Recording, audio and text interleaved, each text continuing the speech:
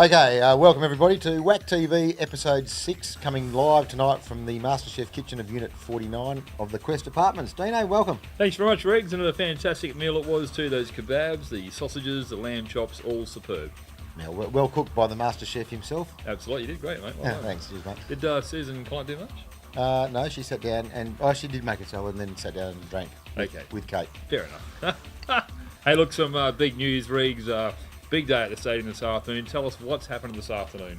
Well, the 35s finished their carnival, but the good news for our WAC 35s was Kane Witherall, our captain, was selected in the Australian 35s, and also had Steve Sexton nominated, he too would have been selected, but it was the wrong timing for Steve to tour next year. So it's a fantastic effort by the guys. Fabulous. And we've got a couple of shadows in from the guys as well who will reveal maybe a bit later on down the track if they get called up. But well done to all the guys for great effort. And also Paul Skippings. Skip, our favourite Bunbury umpire. He got the Guernsey for the final of the 35, so that was a great achievement. He was obviously recognised for his umpiring talent. And Dino, following on from the 35s, we were lucky enough to go to the 35s dinner the other night as part of the committee, and a great night was had by all. Fabulous night. We drunk lots of, well, I didn't because I was driving, but we drunk lots of beer and big beer. Big beer, very tall beers, and very big pork knuckles. Yes.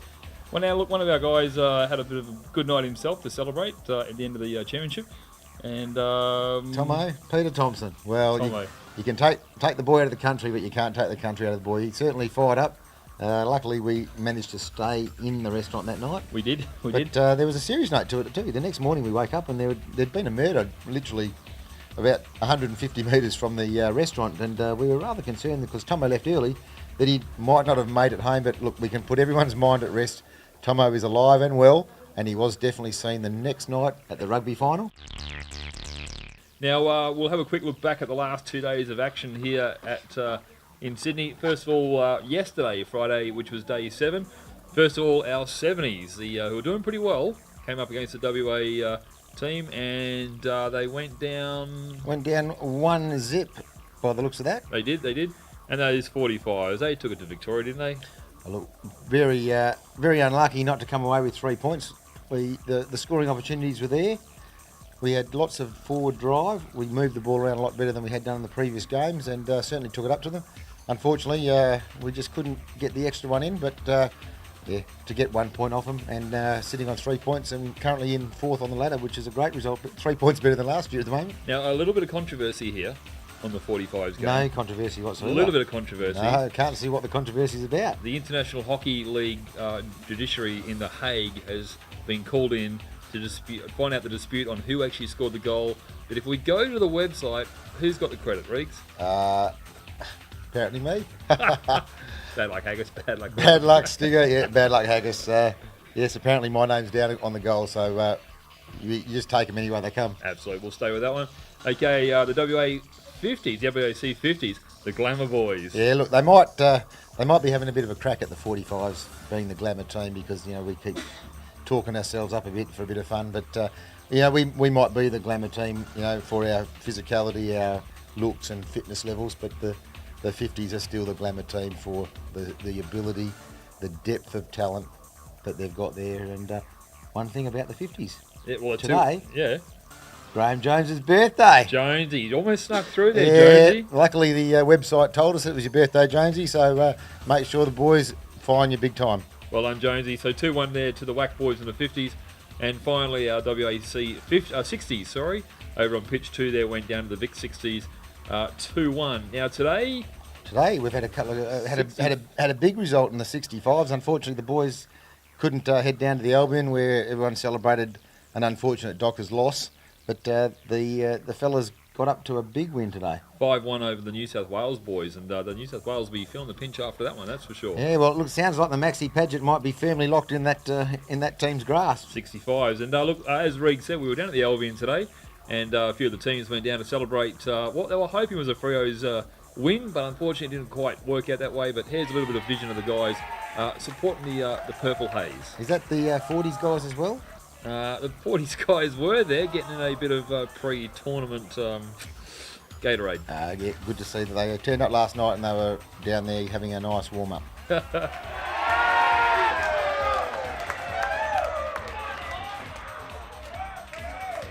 Okay, the reason we're on the couch here is that we've got a bit of a serious issue here, Reegs. What's that? Well, we've been very, very disciplined, all the WAC teams, but one of our illustrious leaders has got himself a yellow card. Now, his name's Alan Lynn. Alan Lynn. What's Alan's normal demeanour? What's he like? Linny, look, he's a very quiet and unassuming bloke. I go back to the Bustleton days years ago playing down there, and Linny never said 2 words to anybody. And these days he's quiet. You get him on the phone, you can hardly get a word out of him. You think they might have got the wrong guy? Oh, look, they must have done. I think they've picked a guy with no hair and someone that doesn't speak. So I mean, obviously, they've gone the wrong bloke. Yeah, Lenny, we're really sorry, and we will look into that for you and see if we can get that yellow card taken off you. Yeah, but hopefully, even though you might have got one, it's a big fine, and you'd better have paid up. Now, Reegs, just very quickly here, the tour book, and I just want to check. We had all the ads to pay for the cost. This photo of you of your Wi-Fi, your West Farmers insurance ad. The photo is from what, 1984? No. That one is 1986. Okay, so it's been a tough 17 years. Yes. We haven't got a very big advertising budget. So looking ahead to tomorrow, and it's what we commonly call here at the National Masters as Super Sunday. It's a big day for WAC with 5 teams in action. We kick off at 10 o'clock with the Glamour team, the 50s taking on the Vics, and then the 40s make their debut when they take on ACT. Predictions for the 40s this week, Reegs? Well, look, the 40s, and they've got some great players in there, led by Shane Jamieson, and look, I think it's probably one of the better 40 sides that we've fielded for a while. Who knows? I mean, we look at the 45s Victorian side that played this week, and we drew with them 1-1. Go back a couple of years and they towed up the 40s team 9-1 or something in Bustleton. So things do change. So the other teams may have some new players. Our guys, I think they'll do well. I think it'll be a great test for the new guys that are coming into it.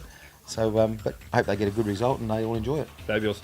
Then we've got the Queensland 60s take on our WAC 60s. The 65s take on the Metro boys. And the final game tomorrow for WAC is our guys take on the Metro boys. So it should be a bit of a tough one, the local derby. Oh, look, nothing better than the derby, and it's always good to hopefully stick it to the Metro boys. So, we'll see how they go. The Metro boys haven't gone as well, I probably think, as they would have thought. So we're certainly in with a good chance of getting maybe 1 or 3 points, and that'll be a sensational finish for us if we can get there. So it's good to see Perth here, isn't it? Yeah, look, it's about time they showed up. Hey folks, that's all from WAC TV. Reegs, any final words for the punters out there who are enjoying the show? Oh, look, I just think Vinnie Scott, hope you've started playing well. Hope the knee braces are on the right knees and you're keeping your mouth shut. But that's all from us for tonight, mate. We better have a Mexican sports drink and get ready for our big game tomorrow. See you next time. See ya.